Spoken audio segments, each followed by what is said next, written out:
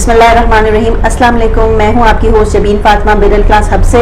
आज हम आपको मिलवाएंगे motivational personality professor Mohammad Habibullah से। अस्सलाम वालेकुम सर। वालेकुम सलाम। सर, काफ़ी टाइम तक आपने एज अ टीचर काम किया और आपने टीचर की जॉब छोड़ के और आपने बहुत जल्दी अपने इंस्टीट्यूट्स खोल लिए, तो ये कैसे पॉसिबल हुआ? शुरू से एक विजन था जी, अल्हम्दुलिल्लाह कि पढ़ना है और पढ़ाना है, तो उसी विजन को लेके शुरू से चल रहे हैं। जब अल्लाह पाक ने तौफीक दी तो एकेडमी बनाई। एकेडमी में अल्हम्दुलिल्लाह बहुत सारे स्टूडेंट्स को पढ़ाया, सिलसिला चलता गया। उसके बाद स्कूल बनाया, फिर अल्लाह पाक ने तौफीक दी एक और स्कूल बना लिया। उसके बाद ये सिलसिला चलता चलता अल्हम्दुलिल्लाह आज कॉलेजेस तक पहुंचा हुआ है। और सराय आलमगीर में हमारे 2 कॉलेजेस हैं, स्टैंडर्ड ग्रुप ऑफ कॉलेजेस है और रिफ़ा इंटरनेशनल कॉलेजेस है। और अल्हम्दुलिल्लाह दोनों बहुत कामयाब और रिज़ल्ट ओरिएंटेड इदारे चल रहे हैं अल्हम्दुलिल्लाह। चलें सर, ये तो बहुत अच्छी बात। अच्छा सर, ये बताइए कि मैंने सुना है कि आप एक बहुत बड़ी शख्सियत के फ़ैन हैं, तो वो कौन सी शख्सियत है और उनसे आप क्यों इतना मुतासर हैं उन शख्सियत से? फ़ैन तो जी सबसे पहली जो बात है वो तो हम नबी करीम सल्लल्लाहु अलैहि वसल्लम की ज़ात मुबारक से हैं। और उनके बाद जो सहाबा हैं उनके साथ उनकी हिस्ट्री पढ़ी। जब हिस्ट्री पढ़ी तो फिर आहिस्ता आहिस्ता आइडियलाइज़ करना शुरू किया। सभी सहाबा अल्हम्दुलिल्लाह सितारों की मानद हैं, लेकिन हज़रत खालिद बिन वलीद, शाम को फ़तह करने में उनका बड़ा की रोल था। तो हज़रत खालिद बिन वलीद रज़ियल्लाहु तआला अन्हु के बारे में जब पढ़ा तो उनको ज़्यादा, मैं उनके ज़्यादा फ़ैन हूँ, ज़्यादा आइडलाइज़ किया हज़रत खालिद बिन वलीद रज़ियल्लाहु तआला अन्हु को। उनकी फ़ौज में शामिल फतहुश शाम के दौरान उनकी फ़ौज में जो हज़रत ज़र्रार अज़वर रज़ियल्लाहु तआला अन्हु, उनके बारे में जब पढ़ा तो उनको आइडलाइज़ किया। तो ये तमाम ही जो लोग हैं ये अल्लाह के बड़े बुरगज़ीदा लोग हैं।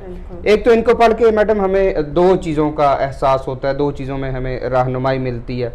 सबसे पहली बात कि करैक्टर बिल्डिंग किस तरह से होनी चाहिए, हमें अखलाकियात इन लोगों से पता चलती है कि इवन के ड्यूरिंग वार भी इन लोगों के जो अखलाकियात है उससे कभी भी ये लोग गिर के कोई हरकत नहीं करनी। इवन के ट्रीज़ को काटना जो है वो अलाउड नहीं था, औरतों के ऊपर हाथ उठाना अलाउड नहीं था, बच्चों के ऊपर हाथ उठाना अलाउड नहीं था, बुज़ुर्गों पे हाथ उठाना अलाउड नहीं था। मतलब इतनी शाइस्तगी के साथ, इतने नरम लहजों के साथ, जंग में इतनी बहादुरी से ये पेश आए कि उन्होंने लाखों मरबा मील का रकबा दुनिया में फ़तह किया और इस्लाम के झंडे को ले के ये 2-3 बरे आज़मों में ये गया, आहिस्ता आहिस्ता इस्लाम 7 बरे आज़मों में पहुँचा। तो बेसिकली जो मैं आइडियलाइज़ किया वो हज़रत खालिद बिन वलीद रज़ियल्लाहु तआला अन्हु को।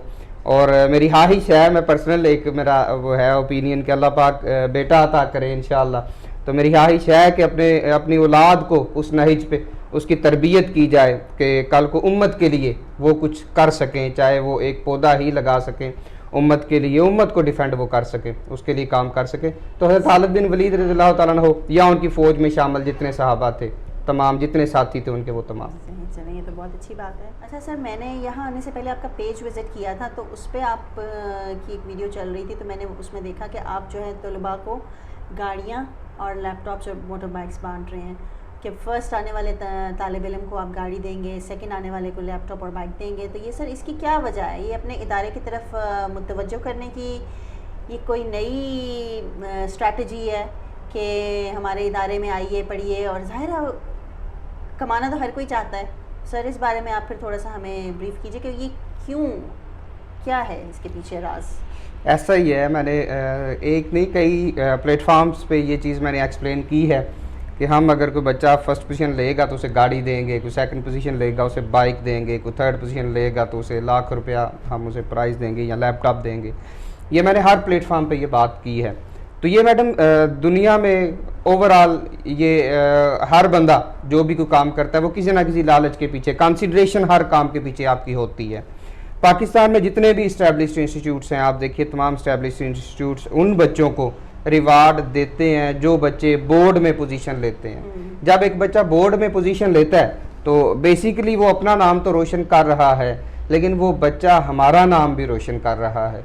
जब एक बच्चा हमारा नाम रोशन कर रहा है एक माशरे के अंदर, तो हमारा फिर हक बनता है कि बच्चे को एक वर्थफुल रिवार्ड दिया जाए।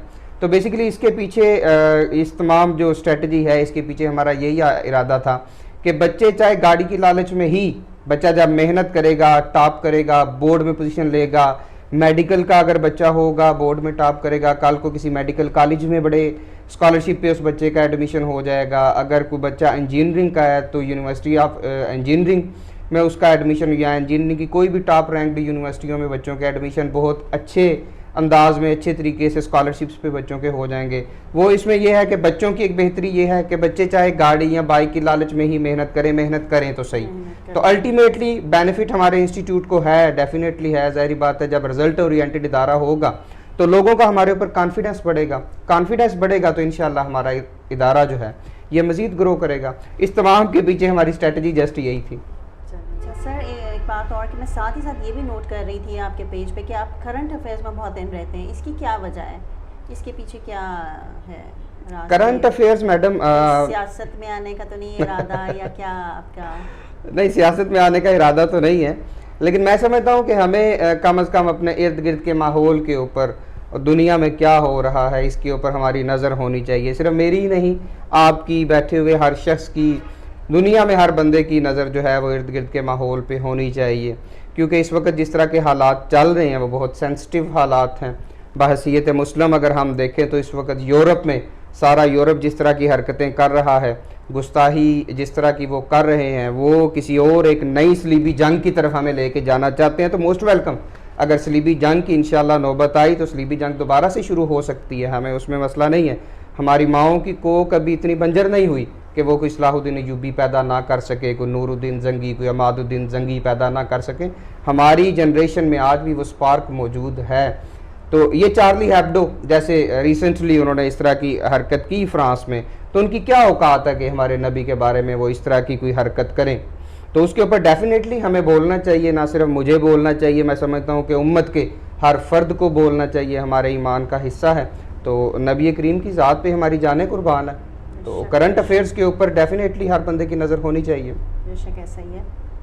सर आपका बहुत बहुत शुक्रिया, आपने हमें अपना कीमती वक्त दिया और इसी तरह इंशाल्लाह हम फिर हाज़िर होते रहेंगे और नई शख्सियात के साथ और नए टैलेंट के साथ, क्रिएटिव लोगों के साथ।